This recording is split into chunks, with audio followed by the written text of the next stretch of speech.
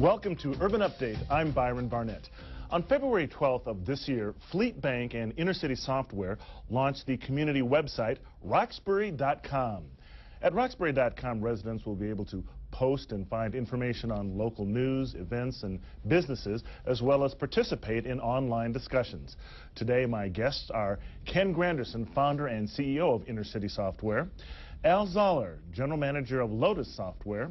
Mr. Zollar was included in the 2001 list of the 50 most important African Americans in technology in 2001, and Mr. Tyrone, chairman and CEO of Career Communications Group and publisher of the U.S. Black Engineer and Information Technology magazine. Gentlemen, good morning. Thanks for coming in.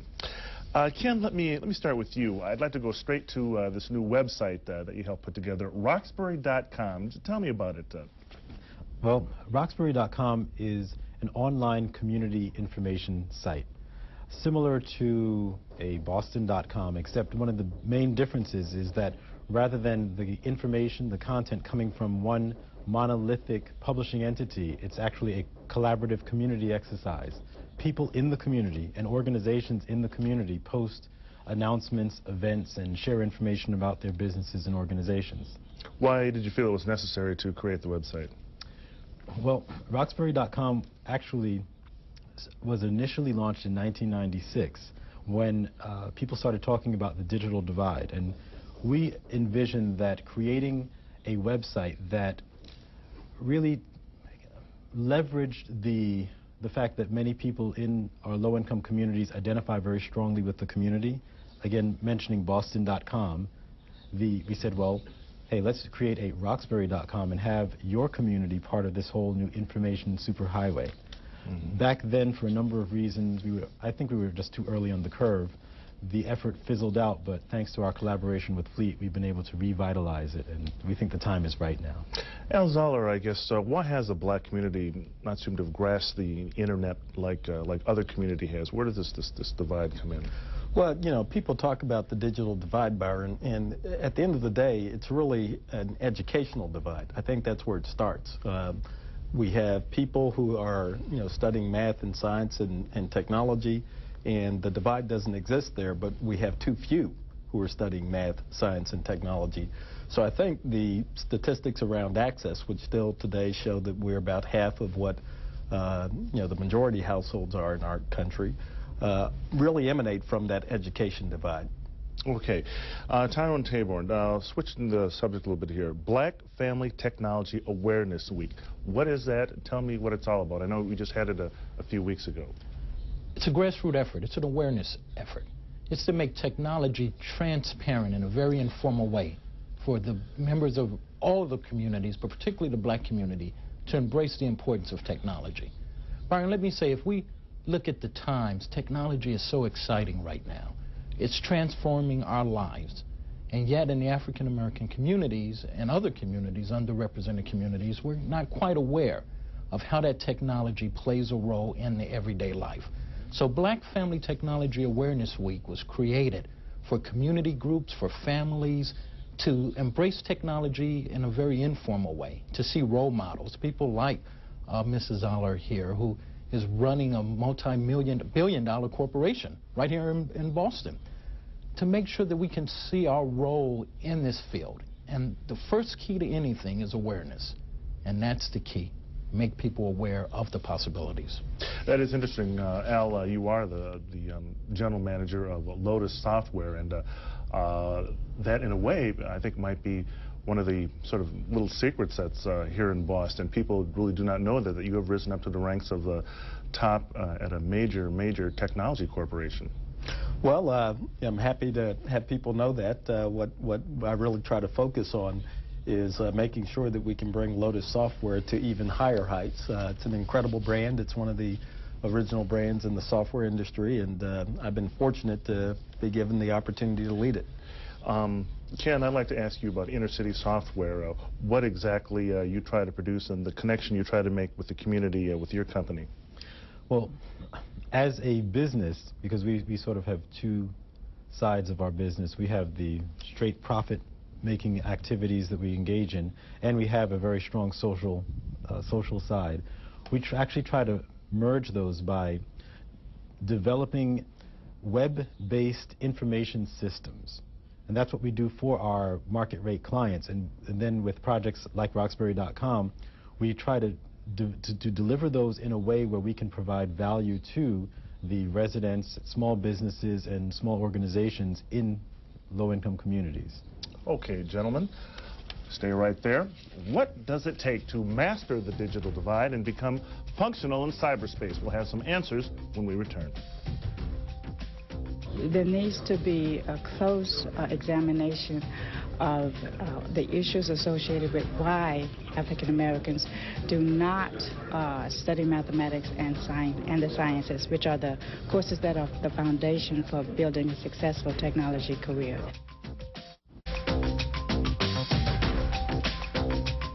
Okay, we're back with Ken Granderson, founder and CEO of Inner City Software, Al Zollar, general manager of Lotus Software, and Tyrone, Taborn, chairman and CEO of Vanguarde Media Incorporated. Thank you, gentlemen. Thanks for welcome back here. I'd like to get to this point, this digital divide, Ken, if I could talk to you. What exactly is the digital divide? I mean, how would you define what the digital divide is? Well, Byron, I think there are several different divides. Al mentioned one divide that has to do with education, and that's absolutely the case. Then there are divides that have to deal with income. There are divides that have to deal with what people actually use a computer for. Do they use it to entertain and relax themselves, or do they use it to create new business opportunities or educational opportunities for themselves? Well, Zollar, how do you see it? I mean, this whole issue of education, is that what's really sort of putting communities of color behind in the whole technology revolution? I think that's where it begins, because with the changes that the technologies that are now part of our society are bringing, the opportunities for employment are huge. There's going to be 2.5 million jobs. In fact, there are 2.5 million jobs in the internet infrastructure, web content area today. Now, to put that in perspective, that's more jobs than insurance, communications, and public utilities combined. So 2.5 million jobs today, another 1.8 million jobs will be created in these industries before 2006. So if you don't have the education and skills to be competitive, to contribute to take those jobs and contribute to the enterprises that are employing, then the divide that we measure in terms of things like access and who's employed and all of that will continue to exist. So that's why I just believe strongly, as I know both Tyrone and Ken do, that it starts with really motivating our children toward math and science and technical pursuits, and following that up then with making sure that we can have access to opportunities. Tyrone, Taborn, how do you bring this whole technology awareness to inner city communities? I'm sure you must have pondered some of those questions in your magazine. How do you go about doing that? Well, the excitement about technology is that it offers, for the first time, real changes in a meaningful time frame. Meaning that often, you know, if you plant a seed for a change to happen 30 years from now, it really doesn't have the same impact. But technology is moving so fast. In our lifetime, it has changed so quickly. So this whole issue of technology for African Americans is the first time since post-Civil War that we've had a real opportunity to participate. All the other great technological revolutions that have taken place in the world, we weren't in that position. So the way is, number one, is to show role models, show people who are actually involved and succeeding. And that's part of that digital divide issue, employment. The other part is the development of minority businesses and African American businesses in particular. Why can't we have Bill Gates come out of our community? Obviously we can. We have the knowledge, we have the intellectual capability, but the key is increasing that pipeline so that there's enough people there that we can get one. The other opportunity that exists there is in education. Using the internet, using web-based technologies as a source of empowerment. And all of these things are sort of happening right now.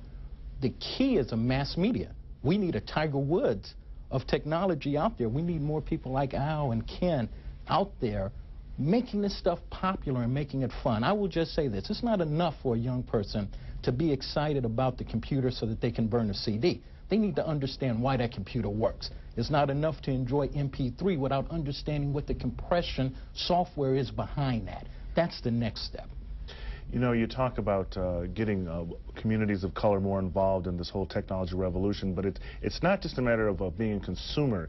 It goes to the point what you're talking about of being an innovator and being a producer. How do we get to that point? Well, I think our children are naturally curious, and in fact, the statistics show that we tend to have an attrition about the middle school level when kids start peeling away from math and science and technology-oriented interests. I think the deeper underlying issue is who's motivating them, who's inspiring them. Oftentimes we find that we don't have the kind of educators that we need, the kind of credentials that we need in some of the schools. So making sure that kids are inspired to know how that compression algorithm works or know what's really underneath the technology, again, I think that's just so important. Ken, what are your thoughts on that, becoming producers and innovators instead of just consumers? Well, that's a principle that I've believed in ever since the internet became commercially viable, and that's one of the underpinnings behind Roxbury.com, which is in many ways derived from discussion groups that we've been running since 1997. Our mail server, or our mail system, spits out close to 100,000 messages every day of people, primarily black people in the Boston area, talking about everything under the sun, from technology to gossip, celebrity gossip. And you know, I have lived the life of taking technology and creating opportunity for myself with no external assistance, no external financing. While I went to college at MIT, that was 1985, before the personal computer was really entrenched. So I taught myself how to program, and two of my lead programmers are also self-taught. So as far as the opportunity that Tyrone is talking about, absolutely.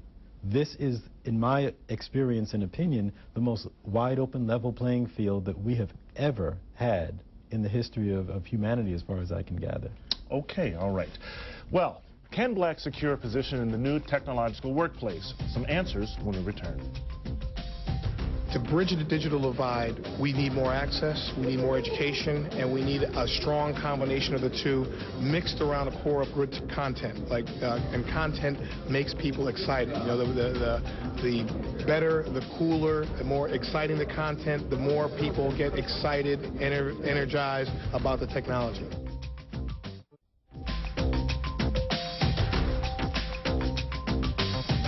Okay, we're back discussing the digital divide and how blacks should embrace the new technologies. Tyrone Taborn, talk to me about how we can level the playing field so that communities of color can get a piece of this new technological revolution that other communities have. Well, two things. Technology is changing so quickly that the matrix becomes different. What we're doing today is certainly not what we're going to do tomorrow. So let me give you a couple of real quick areas.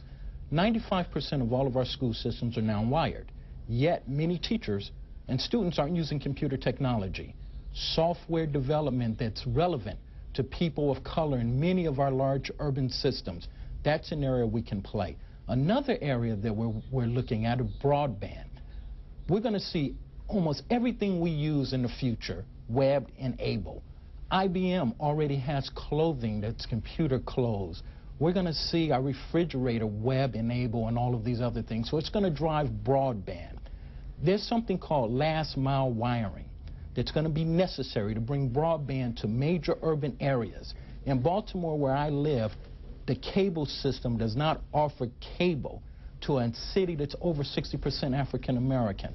So there's going to be tons of opportunity in the broadband area, meaning telecommunications. The point here is that because the matrix is changing so quickly, the next Bill Gates very well can be that 14-year-old who's playing across the street from your house. Amazing. Now, one of the things that we've heard a lot about is content barriers to the internet, information, literacy. I don't know who wants to take a crack at that one. The types of barriers that you run into in the L. Well, I think barriers are actually very low. And, you know, it's really about interest. You know, what are the motivations? I think we were chatting earlier that, you know, the fact that people discovering that they could download music from the internet, you know, caused a lot of people in our community to begin using the internet because we obviously love music. So the barriers are not, I think, the problem. I think the problem is what are the compelling reasons for people to use it. And while entertainment is fine, we all obviously love to be entertained, what's more important are understanding those things that really improve our lives. I used an analogy earlier that was years ago in Los Angeles that black people kind of figured out that if you don't have a car, you can't work because you can't get around Los Angeles without a car. What I think our communities are beginning to realize is that you don't have basic technology literacy, technical literacy in how to use computing, use the internet, then your vocational opportunities will be limited. So I don't think the barriers are really the issue, it's the motivation. So what you're saying, this is really transforming just the way we do everything, the way we're going to work, the way we're going to live. Absolutely, absolutely. And piggybacking off of what Al just said, again, some of the underpinnings of Roxbury.com are that you'd have the only requirement to post information is a web browser that pretty much anything Netscape version 4 or later and you can start publishing information on the system. We have hundreds of community organizations who are working to educate young people and work on various quality of life issues. They are very often limited by small budgets and a lack of marketing expertise, so they don't know what's going on. No one knows what's going on in the neighborhoods. Having a single place where people can share content and share it for free, we believe can be one of those things that really transforms the way that you find out about what's going on in a particular community. Tyrone, you want to make a point? Sure. Over $10 billion was spent last year on computer games and PlayStation games. That's more money than all of Hollywood generated on films. Our kids are kids who are buying all of those computer games and PlayStation and all of that other stuff. And so that's a huge opportunity just in software development in that area alone. So when we talk about the technology, we have to watch the trends and see what's going on. And there's a lot of key trends, and I think both these gentlemen can really talk about that. We need to see what's happening in the future in order to hit these moving targets. Why is it that you talk about entertainment and games and so forth? Why is it that the entertainment aspects, the game aspects, just seem to really drive this market, drive this whole industry? Well, I think entertainment is a big business, and so it stands to reason that a lot of people who use computing and the internet as entertainment has become more digital are drawn to that. But I think if the customers that I work with, at IBM and Lotus Software, are really focused on vocational uses of technology, and this is going to transform the way everything in our society works. It's this idea that I call knowledge transparency. If you think about what's happened to us throughout our history, we've had huge gaps of knowledge, some of them quite deliberately created to keep us from moving ahead. Well, those barriers, those gaps are falling down. They're systematically being dismantled. And this technology gives us the ability in businesses to have access to knowledge to anyone who's empowered and authorized to use it. This is an incredibly powerful transforming concept and one that we're working on at Lotus. Okay, gentlemen, stay right there. We'll have much more when we can return right after this. There needs to be an examination of the funding issues associated with entrepreneurs starting their own information technology businesses. There's quite a bit of wealth out there, quite a bit of venture capital out there. African Americans do not get their fair share of that.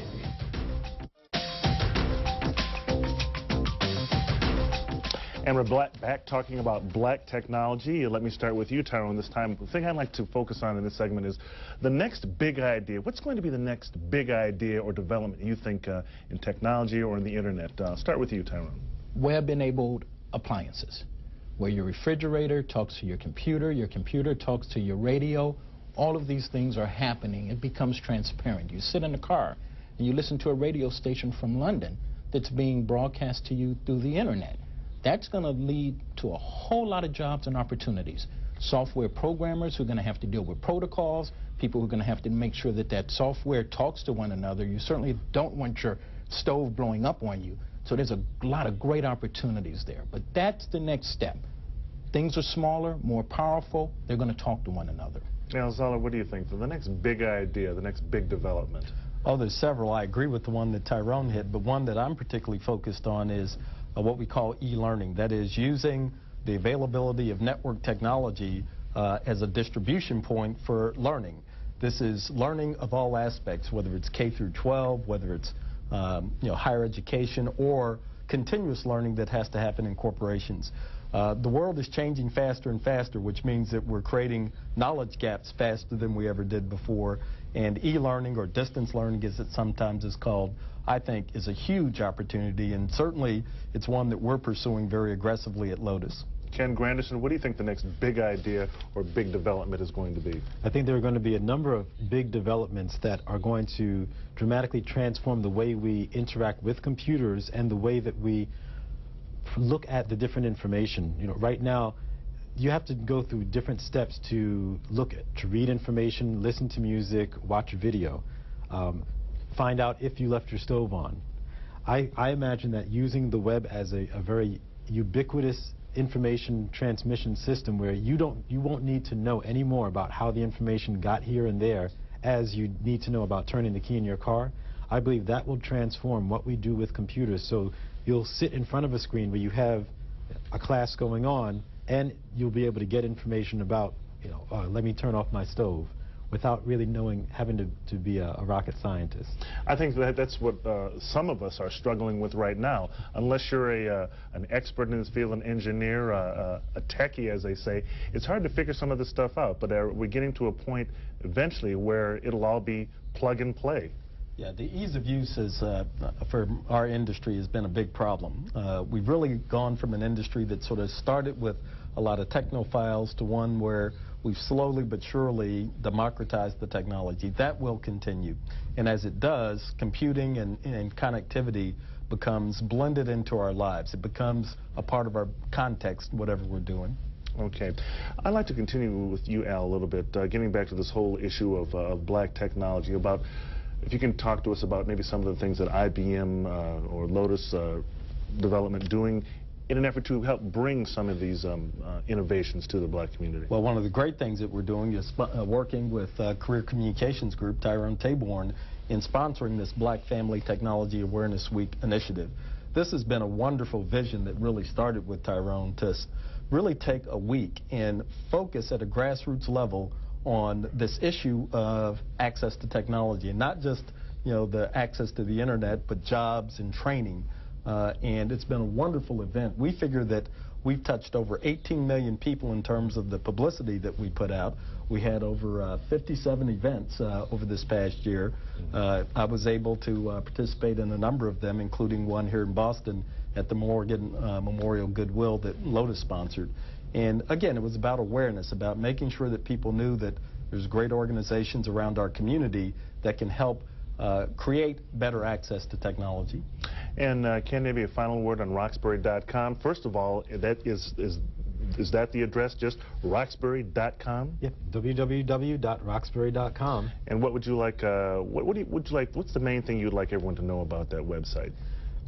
That this is about, Roxbury.com is about technological empowerment, and that is it's not a spectator sport.